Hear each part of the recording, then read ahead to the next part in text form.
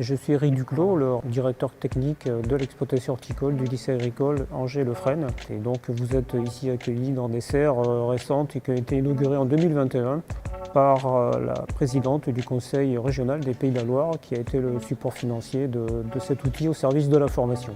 L'idée pour nous c'était de construire quelque chose qui répondait aux besoins pédagogiques et technologiques du moment en matière de gestion de l'outil serre.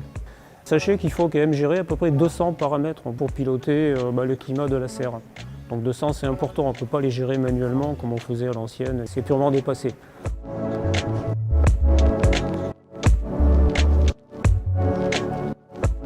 On a sélectionné donc Aria. On est capable de gérer tous les paramètres climatiques, d'irrigation, de chauffage, de pression dans les tuyaux à distance. Et de coupler d'autres logiciels, d'autres intégrateurs de solutions, notamment d'arrosage. Le but c'était de rendre tout ce petit monde communicant et de préférence sur un téléphone si on a besoin, sur un portable et finalement n'importe quel endroit sur la planète parce que nos serres sont connectées, reliées à Internet.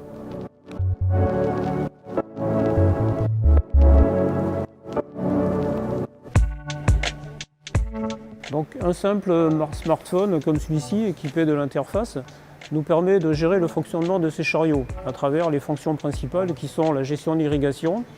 Mais nous on amène de l'eau et de l'engrais, c'est ce que l'on appelle la fertirrigation.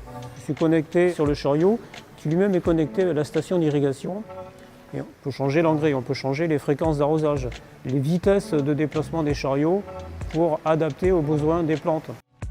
Le deuxième paramètre, c'est que je peux stresser les plantes, et ça c'est nouveau, en programmant le nombre de passages par jour où je vais caresser les plantes avec des lanières en plastique ou des tubes en PVC accrochés qui vont exercer un stress sur la partie apicale de la plante.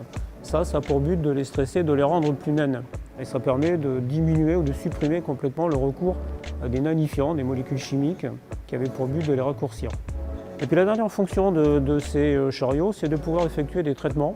Et donc en fait, ça sert de pulvérisateur si vous voulez.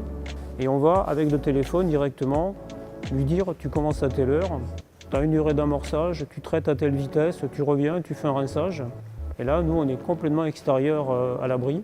Comme ça, on s'expose beaucoup moins aux pesticides, si pesticides il y a. Et donc on a une finesse de pulvérisation, on a une régularité qu'on n'a pas forcément avec un usage manuel d'un pulvérisateur à lance.